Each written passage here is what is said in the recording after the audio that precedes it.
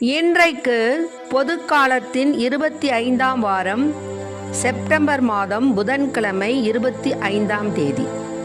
இன்று தேவன் நமக்கு தரும் ஜீவநீரூற்றான இறை வார்த்தைகள் நீதிமொழிகள் நூலிலிருந்து வாசகம். இயல் 30 இறை வார்த்தைகள் 5-9 முடிய. கடவுளின் ஒவ்வொரு வாக்கும் பரிசோதிக்கப்பட்டு நம்பத்தக்கதாய் விளங்குகிறது. தம்மை அடைக்கலமாக கொண்டவர்களுக்கு அவர் கேடயமாயிருக்கிறார். அவருடைய வார்த்தைகளோடு ஒன்றையும் கூட்டாதே, கூட்டினால் நீ பொய்யனாவாய். அவர் உன்னை கடிந்து கொள்வார். வரம் 2 உம்மிடம் கேட்கிறேன், மறுக்காதீர். நான் சாவதற்குள் அவற்றை எனக்கு அளித்தரலும். வஞ்சனையும் பொய்யும் என்னை விட்டு அகலச் செய்யும். எனக்கு செல்வம் வேண்டாம், வறுமையும் வேண்டாம். எனக்கு தேவையான உணவை மட்டும் தந்தரலும்.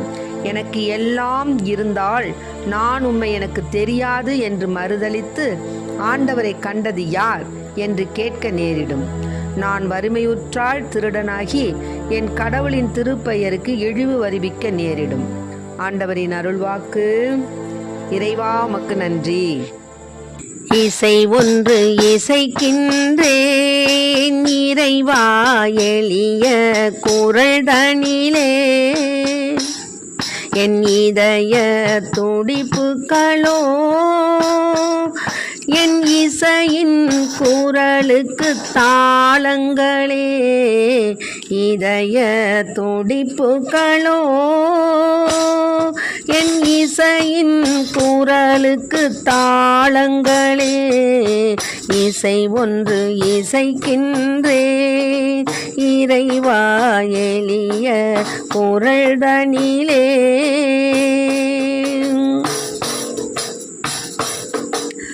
காலத்தின் குரல் தனில் தேவா உன் காலடி ஓசை கேட்கின்றது.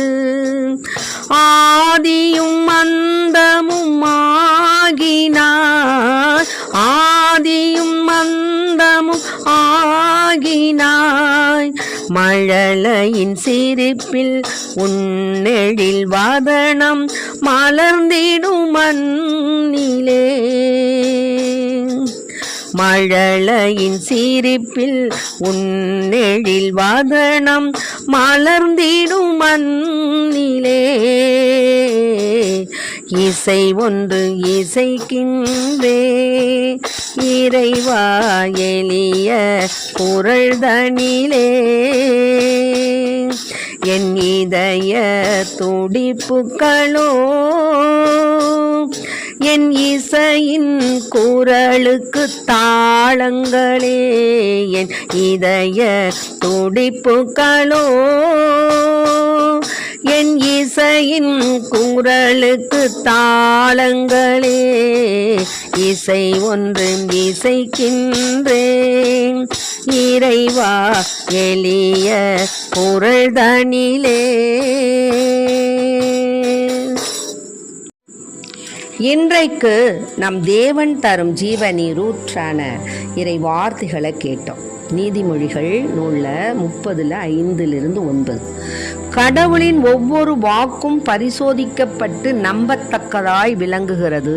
பாருங்க, கடவுளுடைய ஒவ்வொரு வாக்கும் பரிசோதிக்கப்பட்டு நம்பத்தக்கதாய் விளங்குகிறது.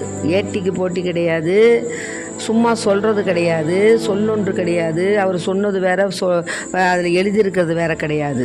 பரிசோதிக்கப்பட்டு பாருங்க, கடவுளுடைய வார்த்தையே பரிசோதிக்கப்பட்டு நம்பத்தக்கதாக இருக்கும் பொழுது நாம் ஒன்றுக்கு பின் முரணாக நம்ம பேச முடியுமோ, நம்ம சொல்ல முடியுமா? முடியாது.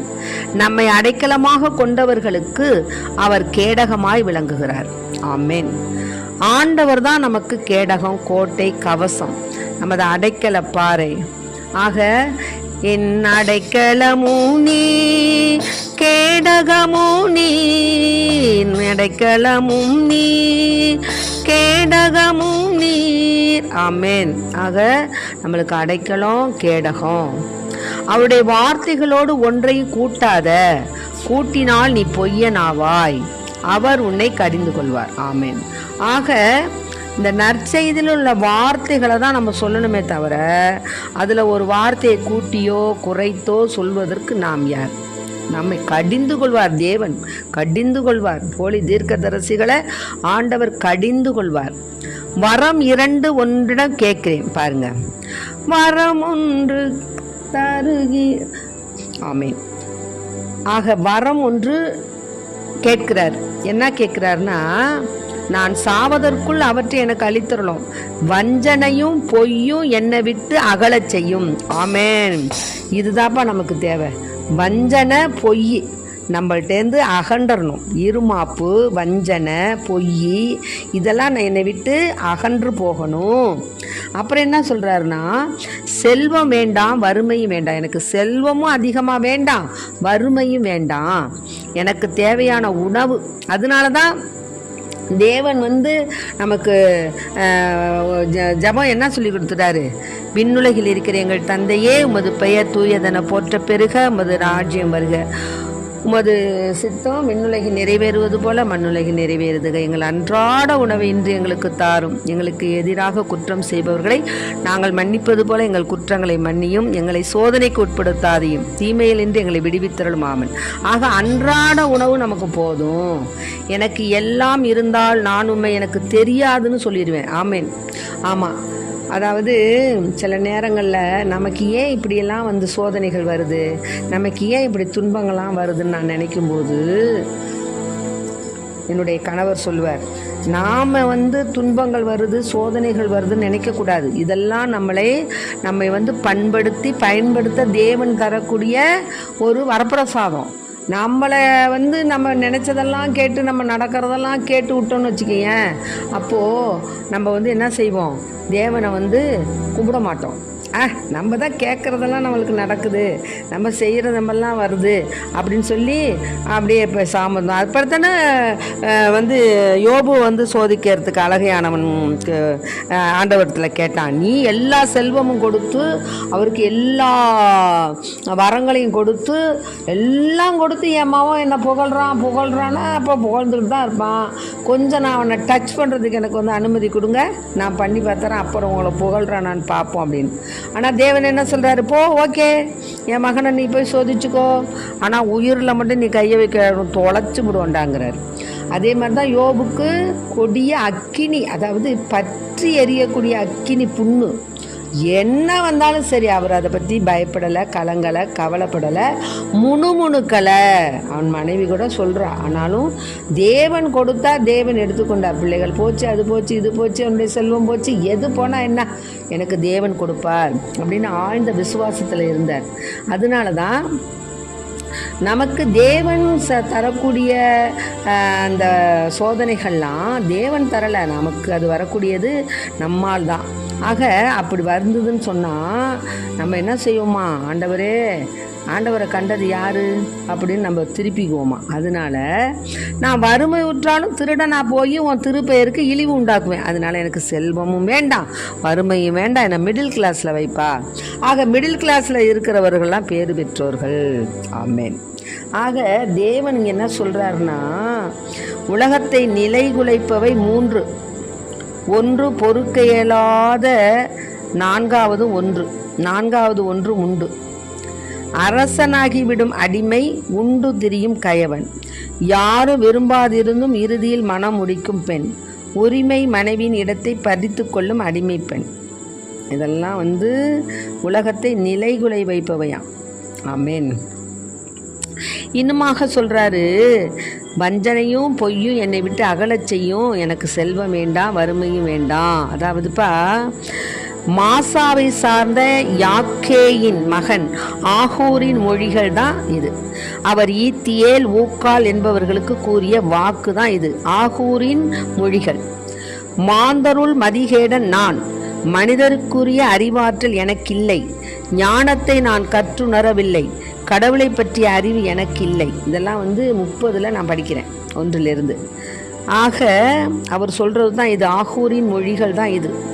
கடவுளின் ஒவ்வொரு வாக்கும் பரிசோதிக்கப்பட்டு நம்பத்தக்கதாய் விளங்குகிறது. தம்மை அடைக்கலமாக கொண்டவர்களுக்கு அவர் கேடகமாக இருக்கிறார். ஆகவே அன்பு பிள்ளைகளை, நாம் இப்போ இருக்கிற, அதாவது என்னருள் உனக்கு போதும்னு சொல்கிறார் இல்லையா, அதுபோல் தேவன் இப்போ நமக்கு கொடுத்துருக்கிற அருள் நமக்கு போதும். அது போதும். அதான் காலம் நிறைவேறிவிட்டது, இறை ஆட்சி நெருங்கி வந்து விட்டது, மனம் மாறி நற்செய்தியை நம்புங்கள் அப்படின்னு மார்க் எழுதிய நற்செய்தியில் இயல் 1 15வது வார்த்தை சொல்லுது. அதனால் காலம் நிறைவேறிருச்சு, இறை ஆட்சி நெருங்கிருச்சு. அதனால் மனம் மாறி நம்ம என்ன செய்யணும்? நற்செய்தியை நம்பணும். அதனால தான் 12 ஒன்றாக வரவழைத்து ஏசப்பா என்ன செஞ்சாருன்னா, பேய்களையெல்லாம் அடக்கவும் பிணிகளை போக்கவும் வல்லமை அதிகாரமும் அவர்களுக்கு கொடுத்தார். இறையாட்சி பற்றிய பறைசாற்றவும் உடல் நலம் குன்றியோரின் பிணி தீர்க்கவும் அவர்களை அனுப்பினார். அப்போது அவர்களை நோக்கி, பயணத்திற்கு நீங்கள் என்ன எடுத்துகிட்டு போங்கோ? கைத்தடி, பை, உணவு, பணம் போன்ற எதையும் எடுத்துக்கிட்டு போவாதீங்க. ஒரு அங்கி போதும். நீங்கள் எந்த வீட்டுக்குள் சென்றாலும் அங்கேயே தங்கி இருங்கள், அங்கிருந்தே புறப்படுங்கள். உங்களை ஏற்றுக்கொள்ளாதவருடைய நகரை விட்டு புறப்படும் போது உங்கள் கால்களில் படிந்துள்ள தூசியை உதறிவிடுங்கள். இதுவே அவர்களுக்கு எதிரான சான்று என்றார். அவர்கள் ஊர் ஊராக சென்று எங்கும் நற்செய்தி அறிவித்து நோயாளிகளை குணமாக்கினார்கள். ஆகவே அன்பு பிள்ளைகளை, நம்முடைய வாழ்க்கையில் தேவன் நமக்கு கொடுத்திருக்கின்ற இந்த அருள் போதும். நமக்கு இப்போ இருக்கிற நிலைமை போதும், இப்போ நமக்கு இருக்கிற செல்வம் போதும், நமக்கு இப்போ இருக்கிற உணவு, நம்மளுக்கு அன்றாடம் கொடுக்கக்கூடிய உணவை அப்பா கொடுத்தாருன்னா போதும். அதனால் அன்பு பிள்ளைகளை, நீங்கள் என்ன செய்யணும்? இறைவனுக்கு ஏற்ற பிள்ளைகளாக வாழணும், வளரணும். மேலுமாக ஞானத்தை தேவனிடத்தில் கேட்டுக்கொள்ளணும். ஞானத்தை எனக்கு தாங்கப்பா, நாங்கள் திக்கற்றவர்கள், அதனால் எங்களுக்கு ஞானத்தை கொடுத்து எங்களை ஆசீர்வதிங்க என்று நாம் இறைவனை மன்றாடி அவருடைய பாதம் பணிவோம். ஆமென். Praise the lord. மரியே வாழ்க. இயேசுவுக்கு புகழ், இயேசுவுக்கு நன்றி. இன்று தேவன் நமக்கு தரும் ஜீவ நீர் ஊற்றான இறை வார்த்தைகள்: வஞ்சனையும் பொய்யும் என்னை விட்டு அகலச் செய்யும். எனக்கு செல்வம் வேண்டாம், வறுமை வேண்டாம், எனக்கு தேவையான உணவை மட்டும் தந்தருளும். ஆமென்.